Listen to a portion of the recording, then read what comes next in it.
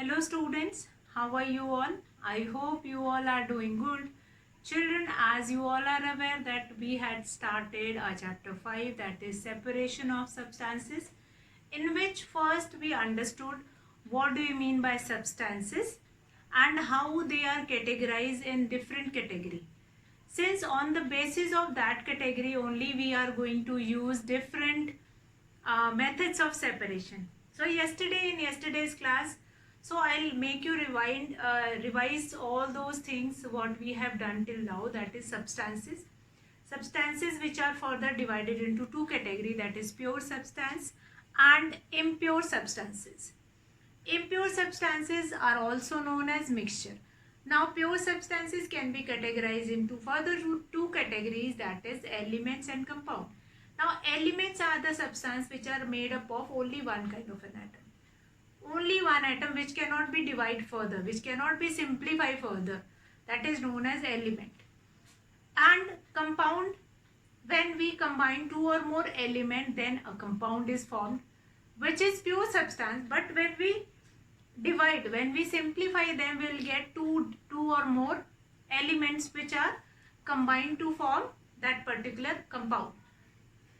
Now compound, the basic example of compound is water. Water is made from two hydrogen atom and one oxygen atom. When you will separate the elements of water, you will get hydrogen separately and oxygen separately. Now we come to impure substances. In impure substances, which are also known as mixture, that is a mixture of two or more elements which are not in purest form also. So they are mixed and then mixture will be formed. Now further, mixture is known as homogeneous also and heterogeneous also.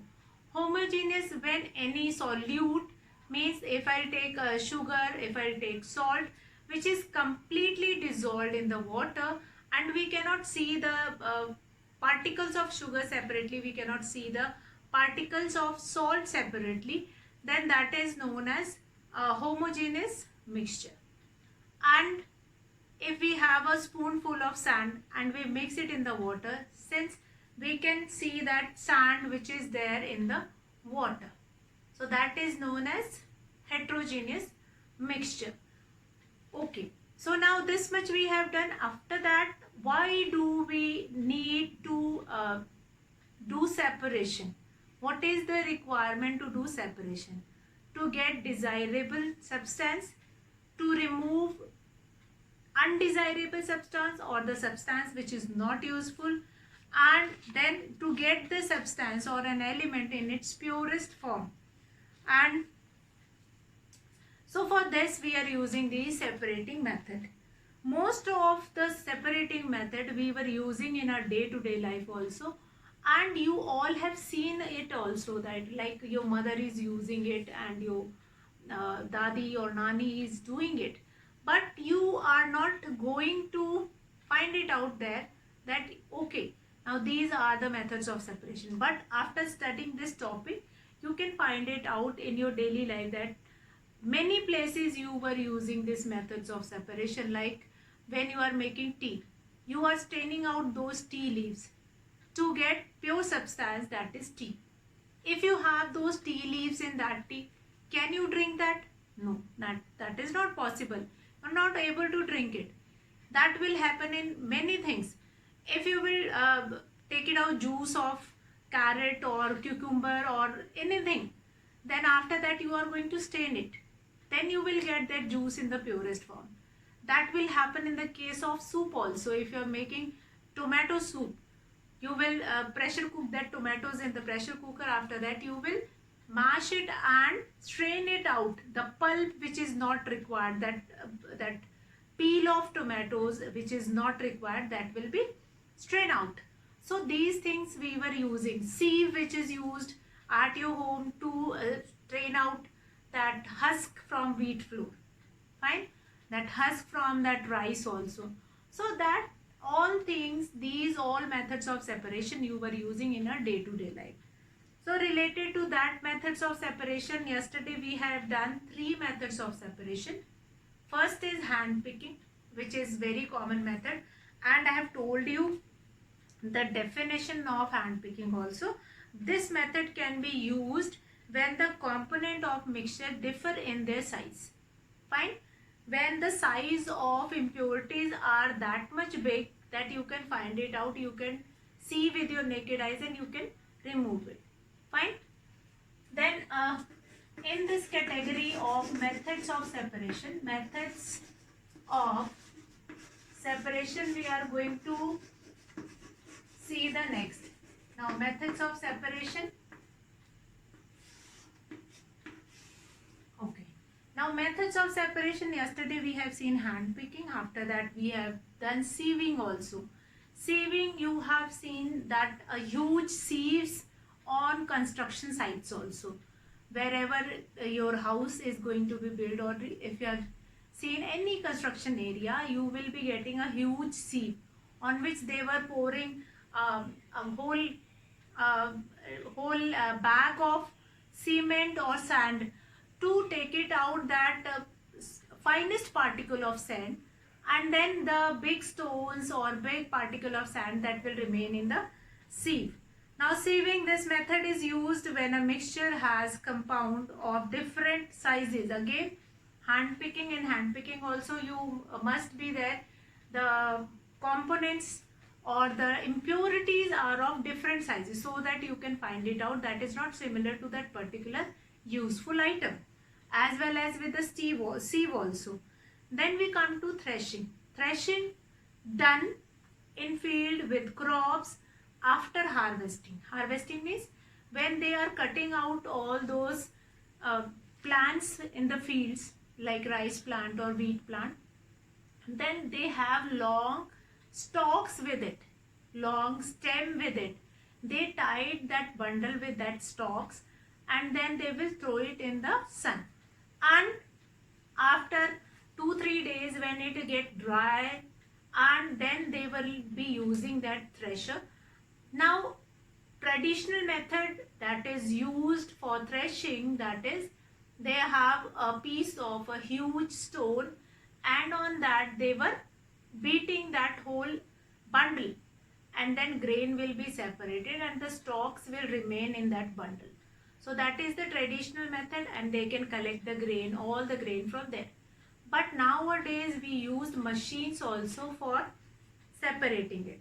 Now after threshing we have fourth method of separating, that is winnowing. Winnowing. Now again, winnowing is also very important technique. This you all have seen that the women, those who are standing in the fields, they were throwing that rice, and with the that is soup kind of a structure will be there, and they were shaking it, and then the heavy particle that will fall down and the lighter particle which is husk, like husk, that will blow away due to wind. And this will happen due to wind only. They will see that what will be the direction of wind, and after that they will move their that particular soup and that thing in that area only. Now this method is generally used by farmers to separate grain from husk after harvesting. In this method, the farmers takes the mixture of grain and chaff in a winnowing basket, that is known as winnowing basket, and stand on a level higher than the earth, than the ground. He allows the mixture of seed and husk to fall down from a height slowly. Now the husk which is lighter, that will blow away and fall a little bit far, and the grain which is heavy, that will fall just near the person's near the ground or wherever on the height he is standing. So winnowing is more effective in the presence of slight breeze. Fine. If we have a moving air, then only this method winnowing is more easier to do it. Nowadays what happened, for winnowing also they will be using machines, and this in that machine what they were doing, they'll put that grain or that stalk inside it, and then that stalk is throwing that grain there, and husk will be removed. And that is also, it will happen in industries also. They'll collect all the wheat and then give it. And in the industries, those wheat will be separated from that husk or chaff. Chaff means the outer covering of that wheat, which will be crushed but remain there with the wheat only. So winnowing is used, that is, winnowing is done with the help of winnowing basket, and it is broadly used by the farmer in their fields to remove chaff from wheat, and they will get the pure substance, whether it is wheat, whether it is rice or any other grain. Nowadays also, if you will go to field, and you can find it out, these technique over there. You can find it out threshing also, you can find it out winnowing also. Most of the time, like the people, those who are living in village area, they must have seen that those who have space near their houses, they bring all those harvesting crops near their house, and they perform all these functions there only near their houses, and then they can store the grains also easily. So winnowing, now this you have seen at your home also. Your dadi nani is taking that rice and wheat in that winnowing basket, and then flowing it and then making it clear. So that is happens at our home also, but that will not happen in on such a large scale. Since at our home we are going to clean 1 kg, 2 kg or 5 kg of rice or grain only. So take a mixture of sand and dried leaves in a plate, and then you can perform this activity and you can find it out. If you have winnowing basket at your home, then you can use that. Otherwise, you can take it like dried leaves and with sand it is mixed. Put it in a plate, and then you just move it into air. After that, you will find it out that dry leaves, which are lightweight, they will move far apart, and the sand, which is heavy, that will be fallen there only near your feet. Now that is, winnowing is a very important method. So you can write that this method is generally used, and introduction of winnowing, you can write that this method is generally used by farmers to separate grains from husk after harvesting. So this much is sufficient. This method is generally used by farmers to separate grain from chaff or husk after harvesting. Now we'll come to number 5. Number 5 is magnetic separation. Number 5 is magnetic separation. Now what do you mean by magnetic separation? What do you mean by magnetic separation? Magnetic separation. Okay.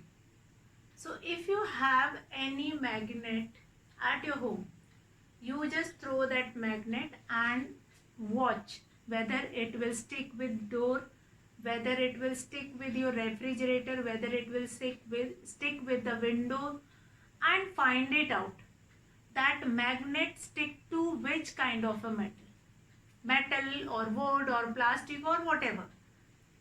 What will be your findings? That will help you to study this magnetic separation. Why we will be using this magnetic separation? Now this magnetic separation is a technique by which we remove metals from garbage. How?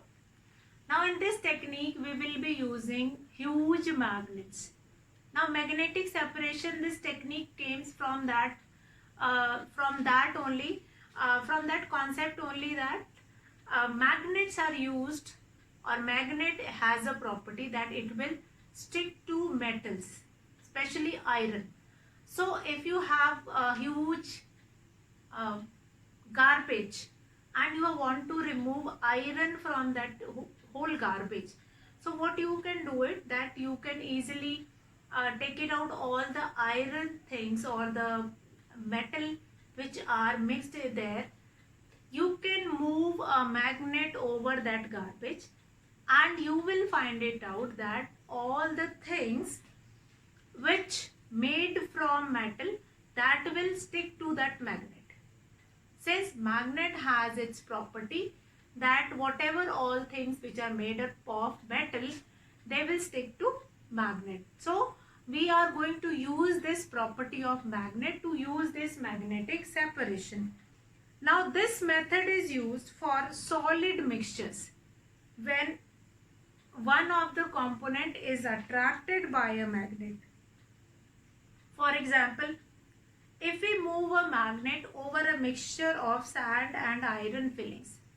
So for this you can do an activity also. You can take a mixture of iron fillings, a small pieces of iron. You can iron nails also you can take it, and iron nails which are mixed with sand, and you will move a magnet over it. What you will find it out that all the nails will stick to that magnet. Now especially what if we move a magnet over a mixture of sand and iron fillings will cling to the magnet and thus can be separated. So this method is quite easy also, and it's not so easy, but that is used basically in junkyard. Now what do you mean by junkyard? Where most of the factories like robotics waste we will be getting over there. Robotics waste means that the waste which are will be getting from computers, will be getting from artificial intelligence lab, and those things will be thrown over there. And then later on they will find it out that some kind of a metal can be recycled.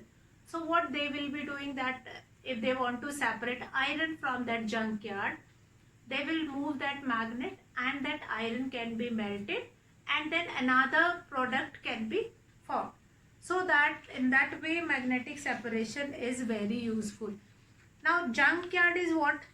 Junkyard means where factories like industries like where robots are made, or that is not chemical waste. That is your solid waste which is a form of your computerized waste is thrown, and from there we can collect. Even junkyard is there with some these locomotives works also, that the spare parts of engines, then older engine, and those things were there.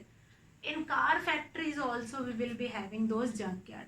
So there also they will be using this magnetic separation.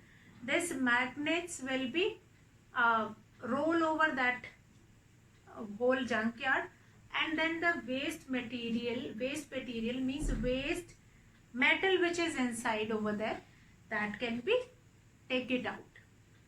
Now huge magnets are fitted in the crates. Now it is not possible for any person to hold it in the hand and then collect the whole metal from there, but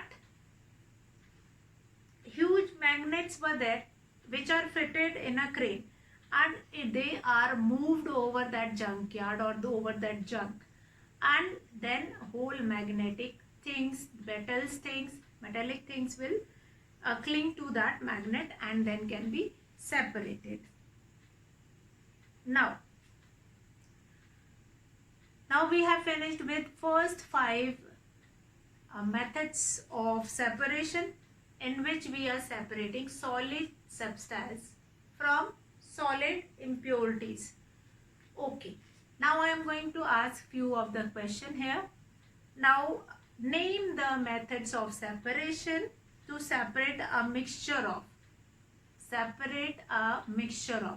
Now you have to tell the method of separation. If you have to separate uncooked dal and rice, if you have to separate, then you are going to use hand picking. Yes. Then husk and grain, just now I have told you, winnowing.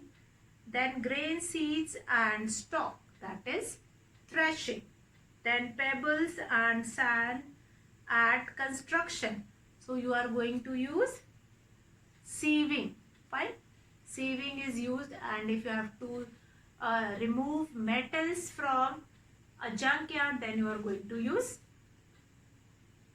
yes, you are going to use this magnetic separation. Now we are going to talk about methods of separation in which solid substance is removed from, or solid substance which is separated from liquid. Now separation of solids from liquid, how we will do it? Now solid substance may either be soluble or insoluble in liquid. So only two cases were there if we have solid substance. Like if I take salt, so either salt is dissolvable in water or not dissolvable, soluble or insoluble in water. Now for example, salt is soluble in water, whereas chalk powder is insoluble in water. Now if once we find it out that chalk is dissolved in water, is it possible that we can separate that salt from that liquid?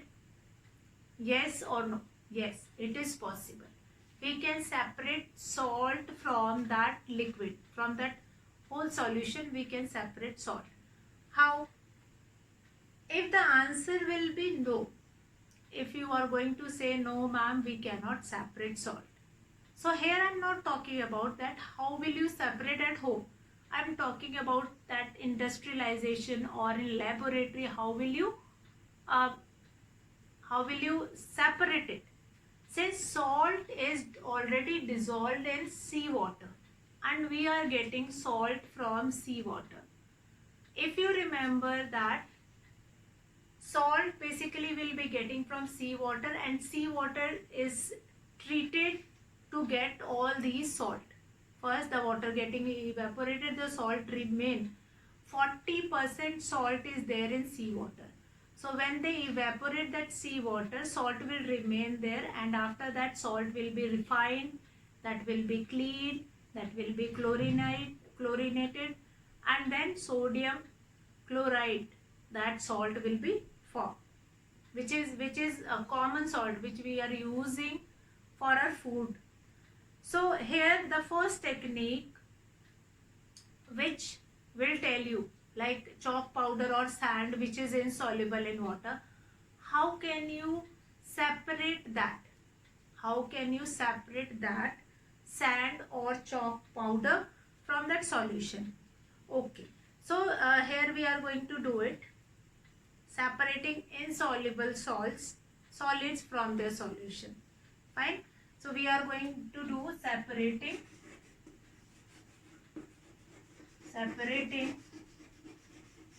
insoluble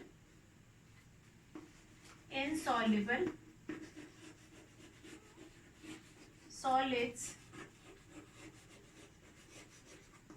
from liquid. Now this is your first head which we are going to use to separate. Now separating insoluble solid, like I have taken this example that sand is insoluble in water. So for this we are going to use our first technique, that is sedimentation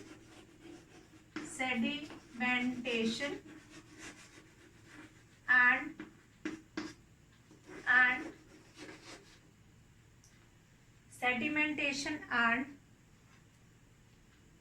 decantation. I'll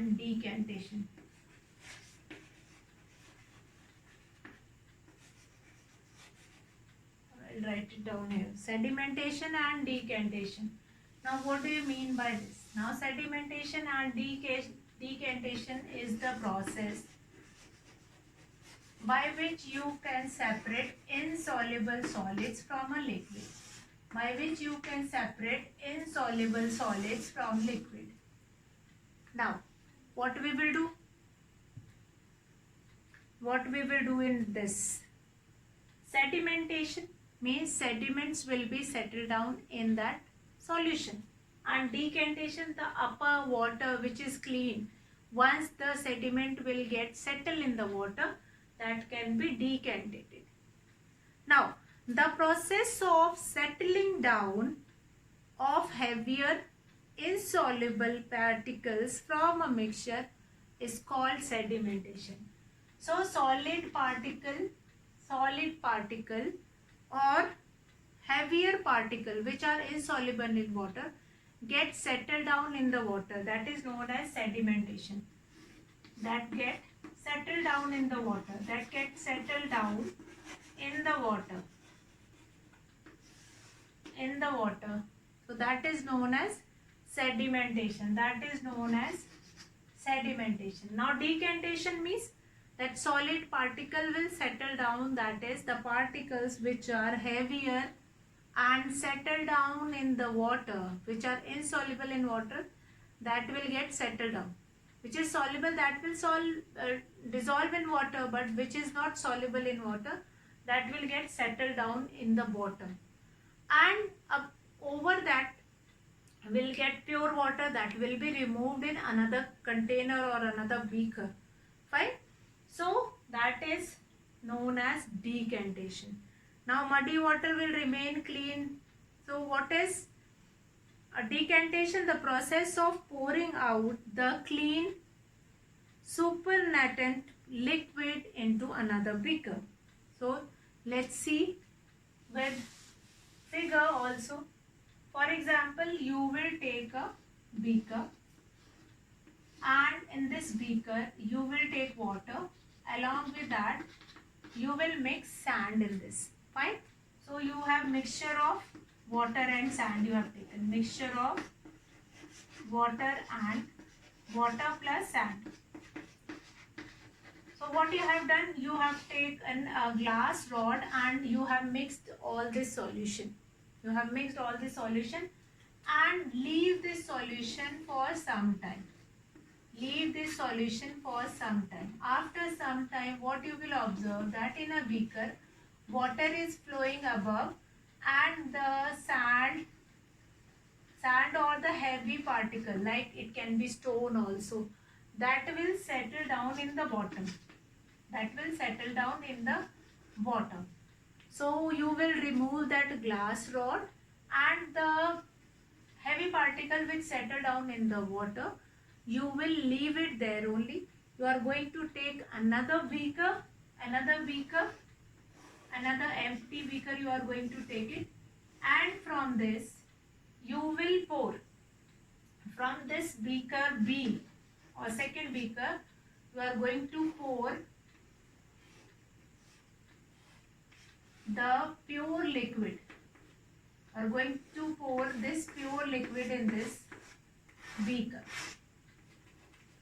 without touching the solid particle which is settled down in the bottom. So only that pure water will be taken in this another beaker. Now settling down of this sand or heavy particle is known as sedimentation, and pouring the pure water in another container or in another beaker, that is known as decantation. So sedimentation, the process of settling down the heavier or insoluble particles from a mixture is called sedimentation, and the other is the process of pouring out the clean water from that liquid into another vessel, that is known as decantation. So both of this method is very important, and this method we can observe at a home also, that we can see, we can mix this sand in a glass of water, and after that we'll find it out that sand gets settled down in the bottom, and without disturbing that, sediments will pour out that water into another container, that is known as decantation. So that is sedimentation and decantation. So we have not finished with the sedimentation and decantation. Some part of this is left, so that we are going to continue tomorrow. That is sometime what happens that it will not get settled down easily, so we have to use some particles or something which will fasten this process. So tomorrow we will continue from here only. What all process we are going to use it, that we will see tomorrow. So today you will finish, we have finished how solids will be separated from solids, so that you will read it, and do a quick revision of that, and tomorrow we will start from here. That's all for today, children. Have a good day.